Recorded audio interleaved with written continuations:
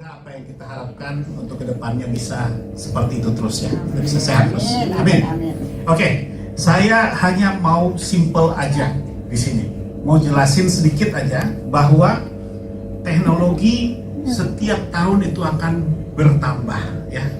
Ada macam-macam teknologi, bahkan teknologi di bidang kesehatan ini sekarang sudah banyak revolusinya.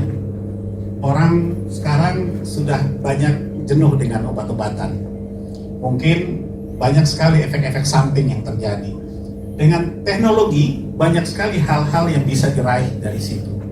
Kita bisa merubah pola pikir, merubah segala sesuatu, pola hidup dan pola sehat manusia.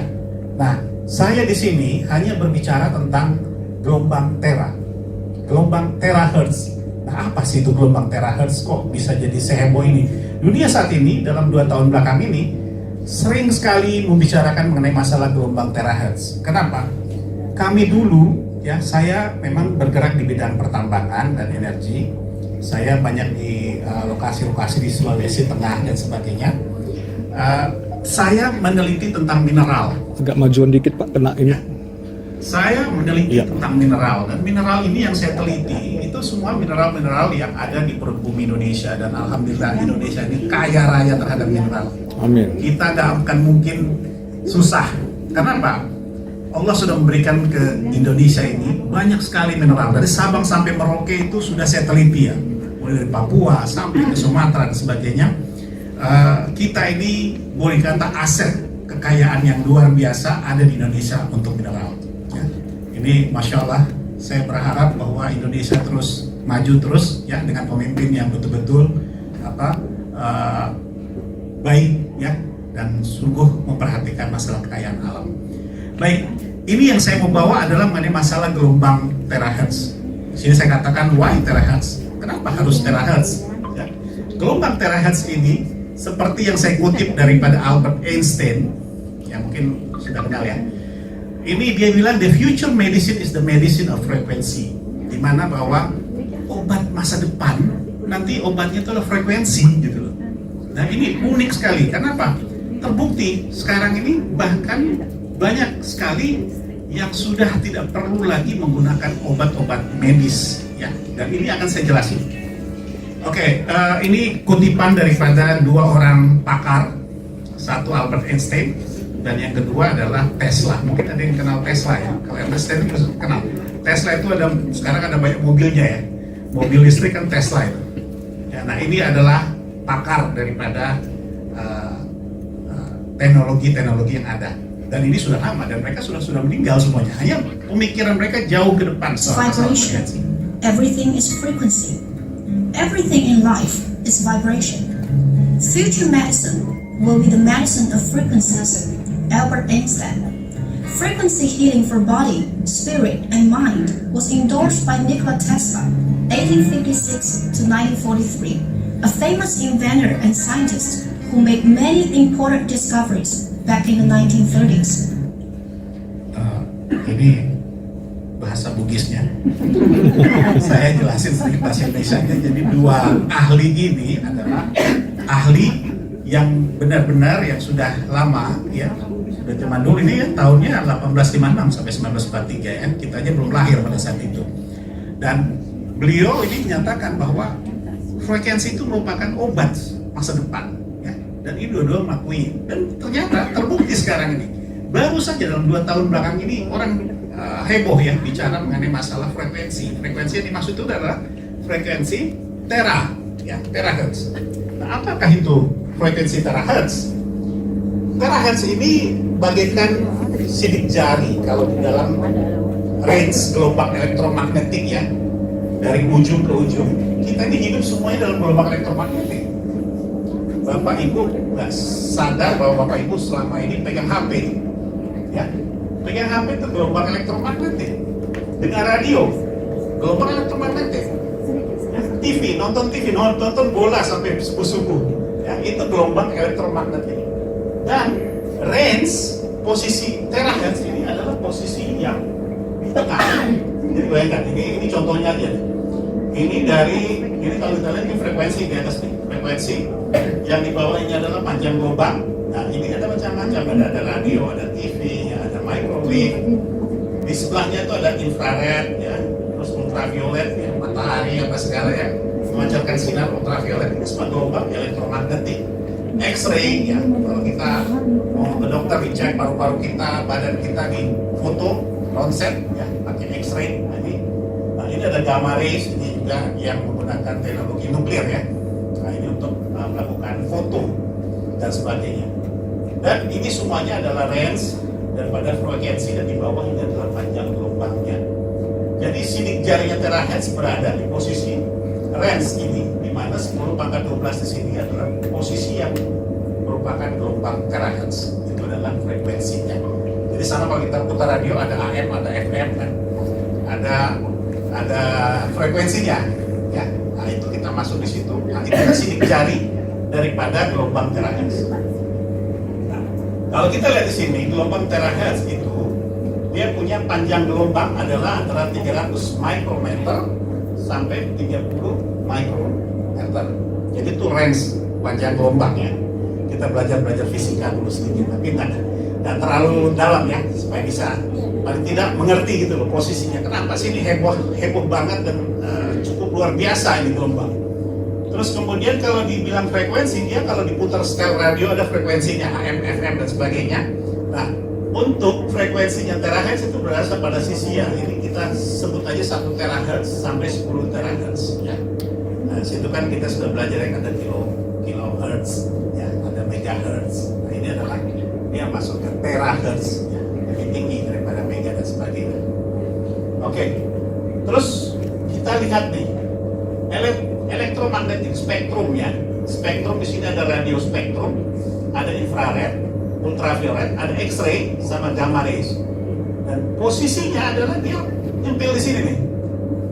Antara microwave dengan far infrared, ini posisi di sini. Nah, sekarang apa yang kita lihat selama ini? Warna ya, cahaya seperti pelangi. Pelangi itu, warna itu keluar dari range antara 400 terahertz sampai dengan 789 terahertz. Posisinya di sini. Jadi warna-warna cahaya yang kita bisa lihat dengan mata itu masuk di gelombang 400 terahertz sampai dengan 789 terahertz. Ini sedikit ilmiah ya, tapi nanti kita menjurus lebih dalam lagi. Nah, posisi-posisi ini sangat penting dalam dunia teknologi ya, karena mereka harus tahu nih gelombang-gelombang mana saja sih yang bisa digunakan dan apa sih kegunaannya. Kan kita sudah tahu gelombang radio, sudah tahu fungsinya itu apa.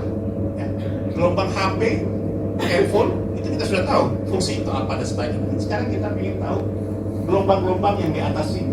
Kalau ini kita sudah tahu, ultraviolet kita sudah tahu ya. Dari matahari dan sebagainya ada ultraviolet di sini.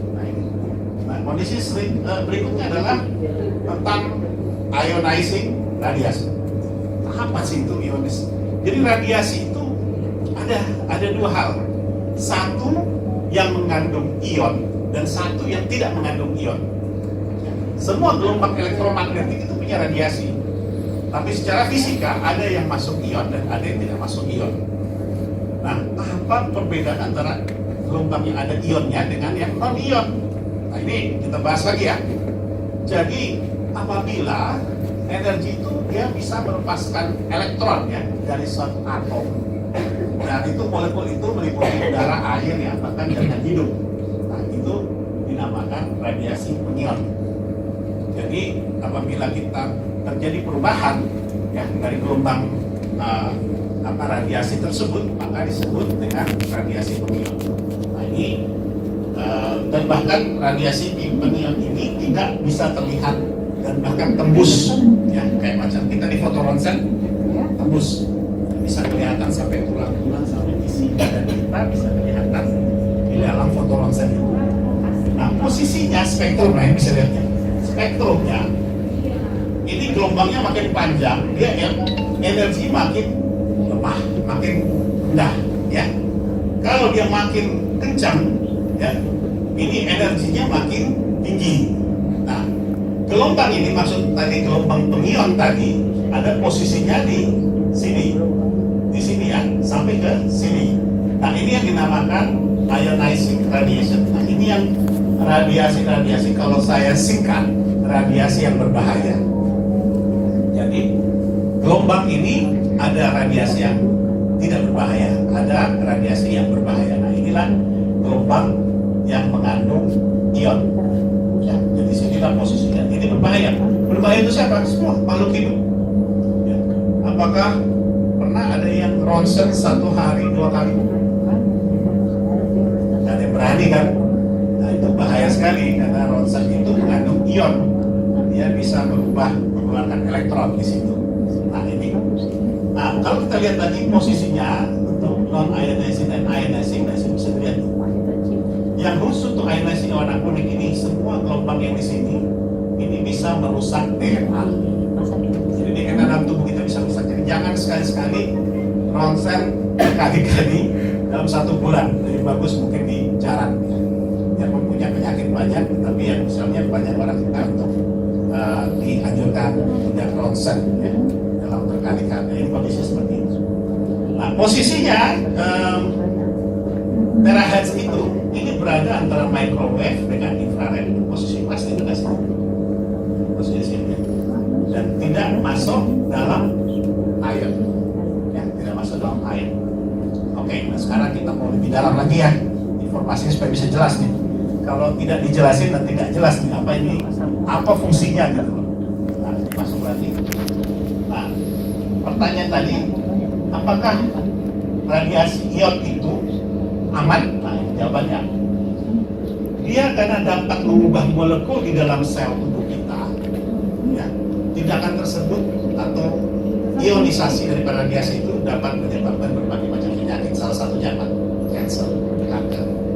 Nah, itu salah satunya. Jadi jangan sering-seringlah mendekati radioaktif, ya, radioaktif. Atau mungkin kalau di rumah sakit ada tulis itu ada ruangan radio ya.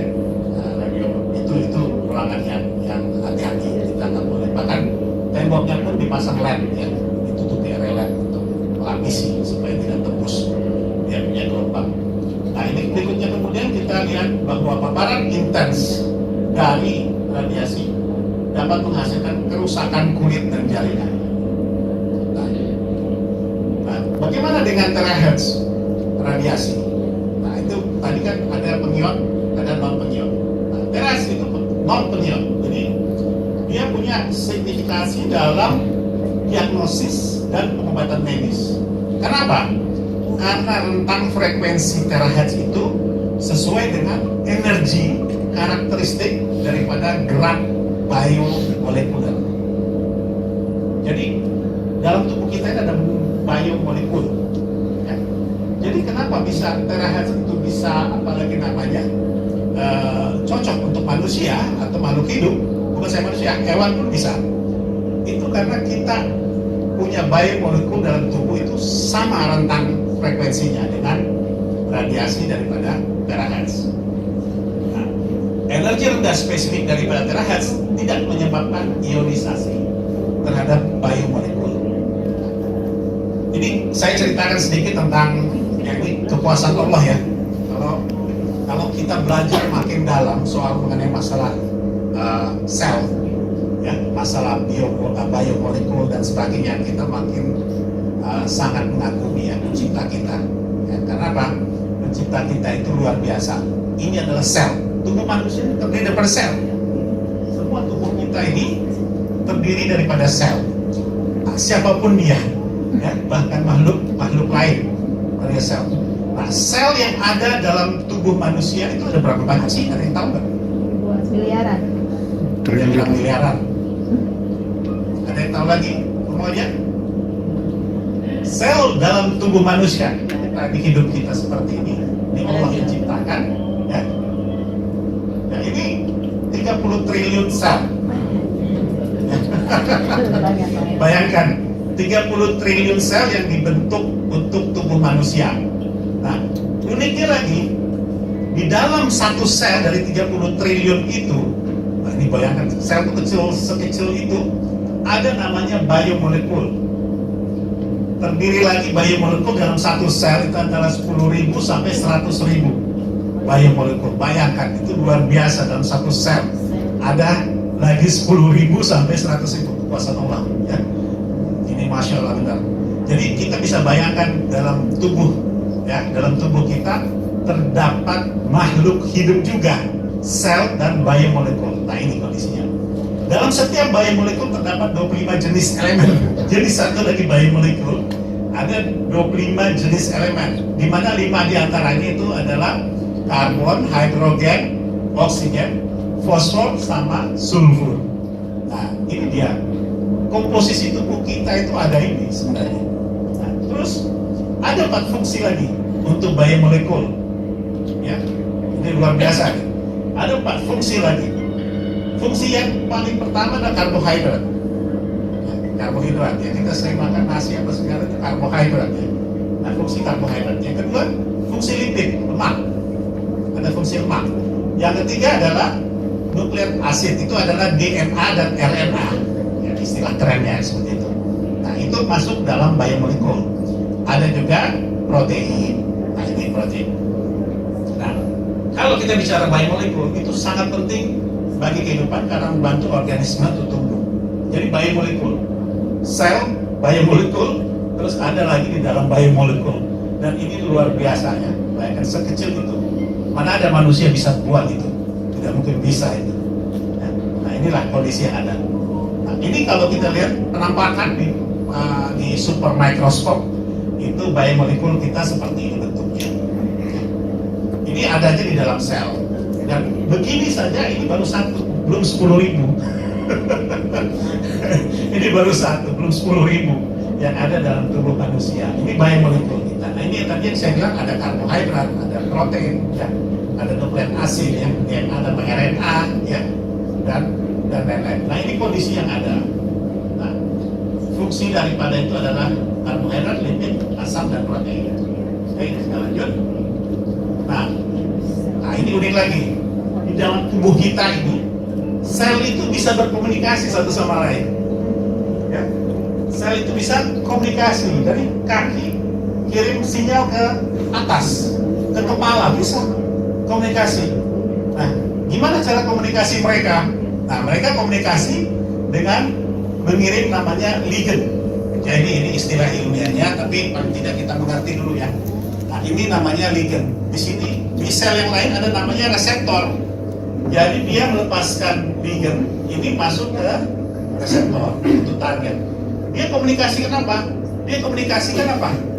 Gimana kamu, sehat gak? Wah, kurang sehat nih, saya sakit nih. Dia kirimlah sinyal ke bawah. Jadi tubuh manusia itu bisa menyembuhkan dirinya sendiri. Jadi jangan sampai berpikir bahwa kita selama ini berpikir bahwa harus ke dokter setiap saat, ya. Padahal tanpa kita sadari, tubuh manusia itu bisa memperbaiki dirinya sendiri. Nah, inilah salah satu komplikasi antara sel, ya. Dan ada juga sel yang tidak mau berkomunikasi ke bawah. Ada sel diam namanya, ya. Nah, sel diam ini gimana cara aktifkannya? Nah, itulah tadi fungsinya frekuensi, ya. Jadi diaktifkan dengan rangsangan daripada frekuensi, sehingga dia bisa aktif kembali, dia bisa berkomunikasi kembali, dia bisa memperbaiki diri sendiri kembali. Nah, inilah fungsi daripada sel. Ini luar biasa, ini maha besar, Pak. Nah, ini kalau kita lihat bahwa sel ini bisa berkomunikasi, ya, bahkan secara dekat dan jarak jauh, ya. Dia bahkan bisa mencari sel mana nih yang rusak, sel mana nih yang sakit, ya, atau yang virus mana yang masuk ke dalam tubuh. Mereka kadang-kadang keroyokan tuh, ya. Contohnya kemarin, ya, COVID, ya. Nah, itu nanti saya bisa jelasin juga bagaimana sehingga bisa menyembuhkan COVID itu sendiri. Nah, dalam jurnal ilmiah ini kita bicara, kalau bicara masalah medis harus bicara jurnal ilmiah, karena jurnal ilmiah ini mereka sudah melakukan penelitian bertahun-tahun dan sudah mendapatkan hasilnya seperti itu.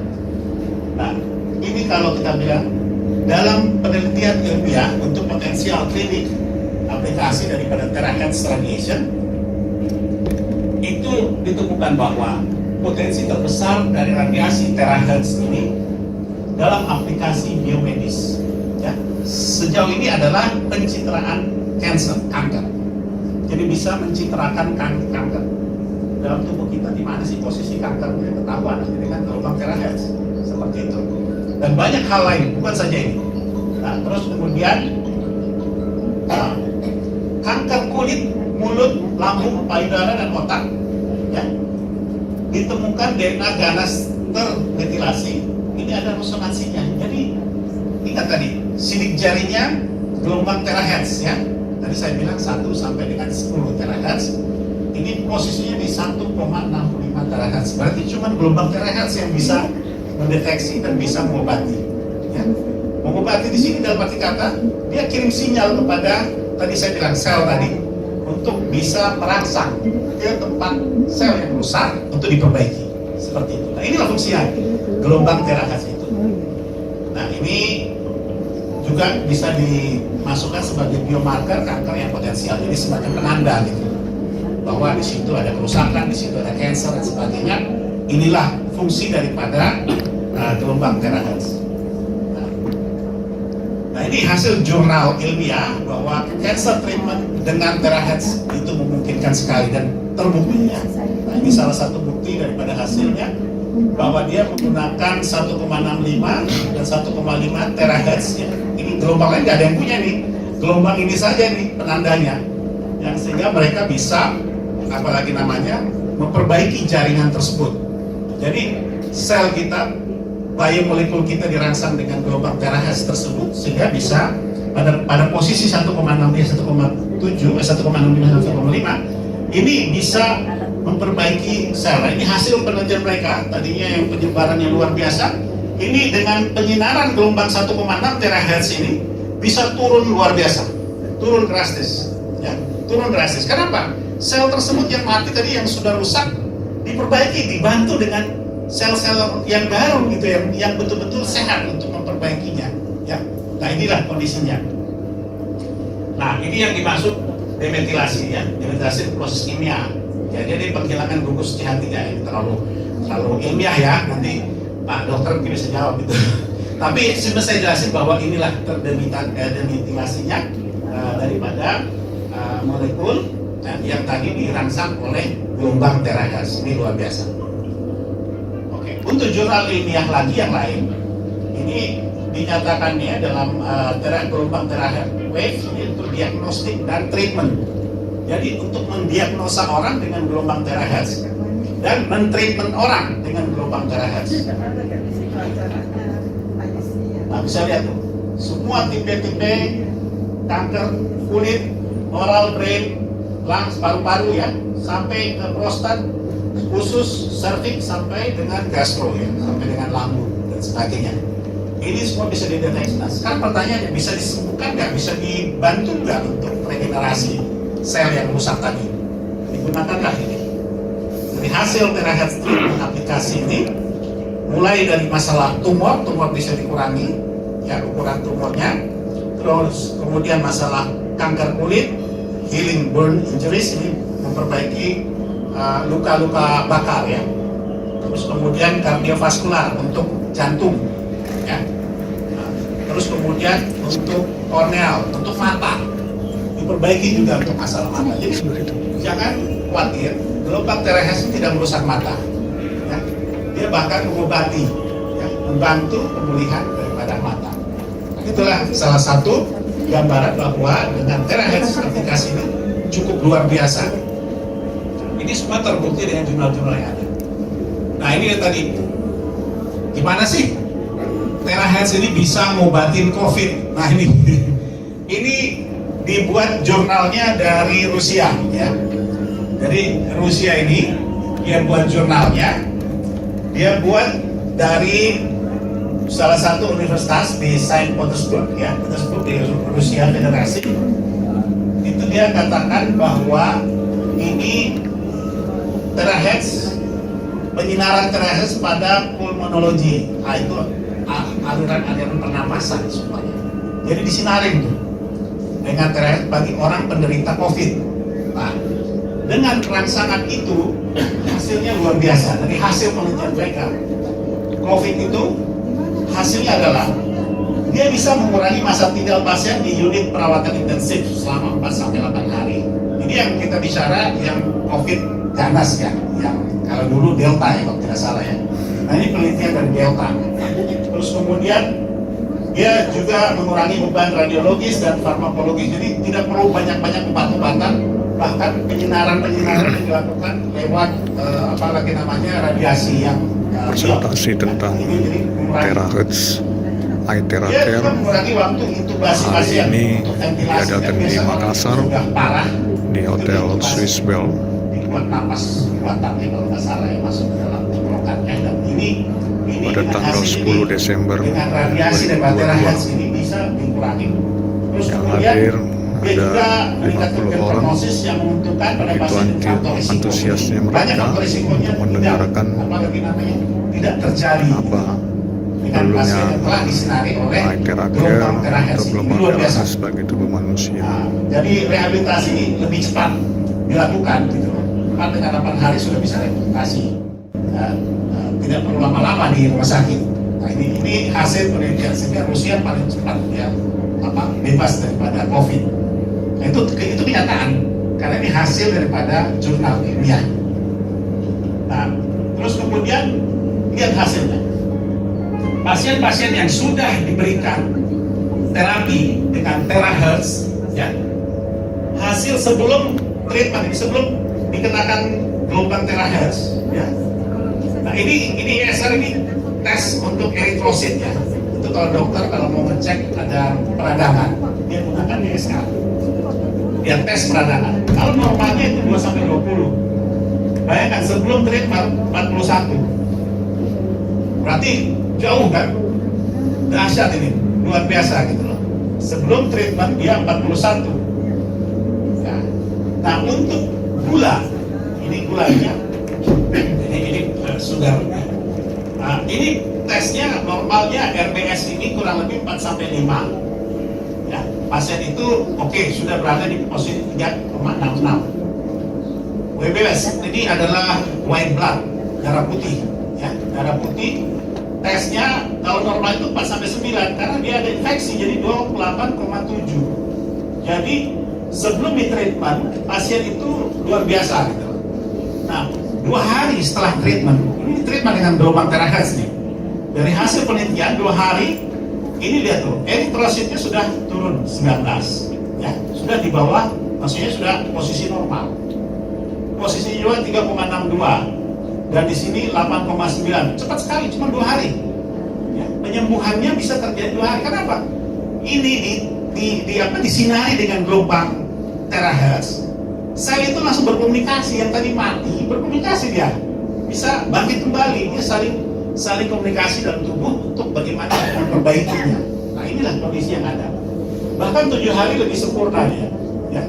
Posisi hasil 7 hari dari eritrosit, ya, terus kemudian dari gula darah, bahkan dari darah putih, ya, ini sudah posisinya sudah mulai normal semuanya. Dan ini luar biasa, hanya dengan gelombang tera. Nah kalau kita bicara buku-buku referensi, ada beberapa buku referensi yang menarik sekali. Ya, ini saya mau cerita karena apa?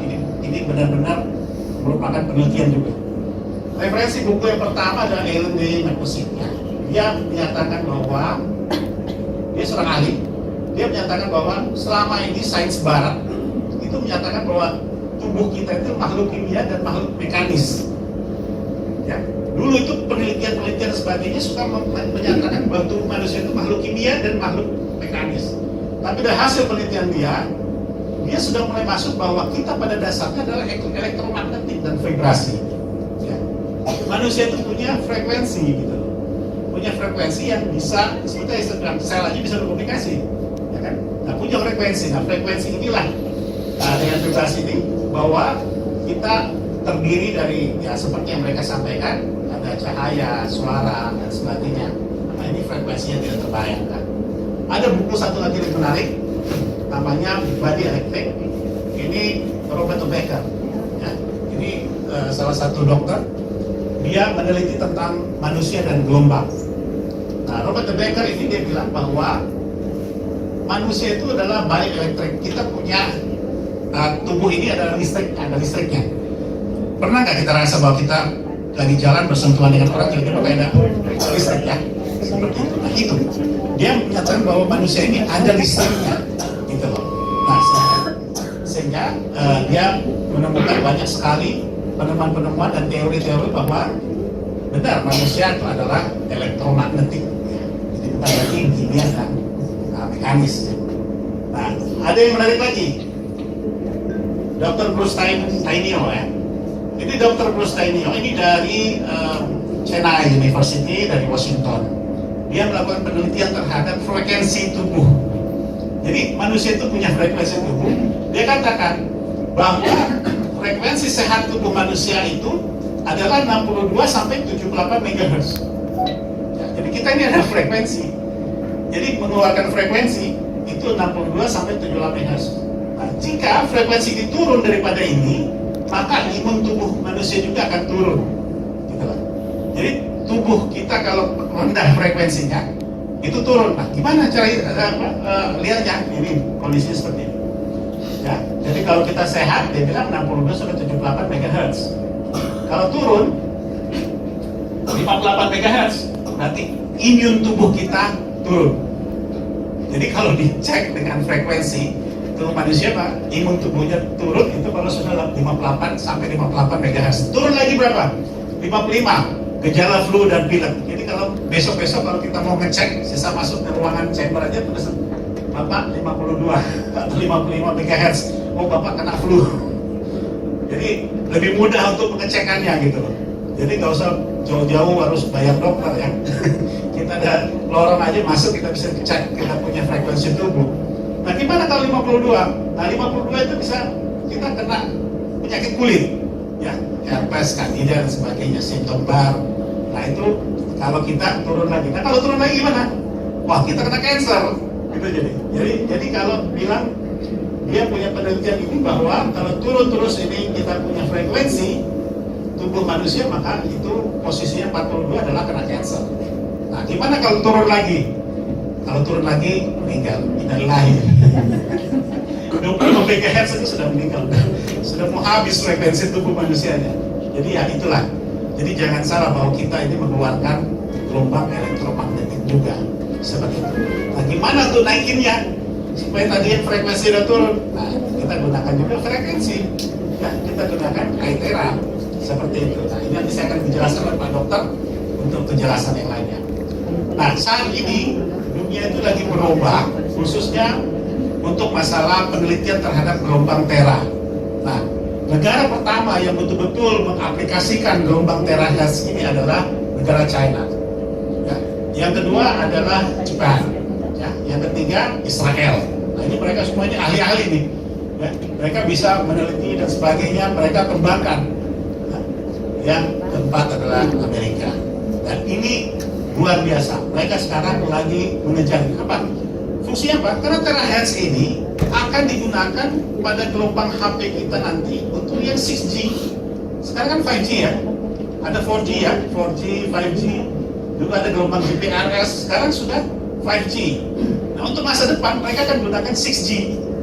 Kenapa? 100 kali lebih cepat daripada 5G. Jadi kalau kita mau upload foto, video di HP itu lebih cepat 100 kali. Nah itu menggunakan gelombang tera. Nah ini mereka pelajari, mereka teliti semuanya.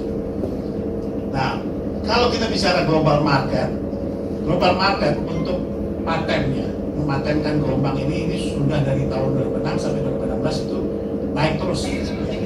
Kalau kita bilang global pasarnya naik terus sampai dengan tahun 2022 semua produk-produk gelombang tera itu di pasarnya naik terus, ya tidak pernah turun ya.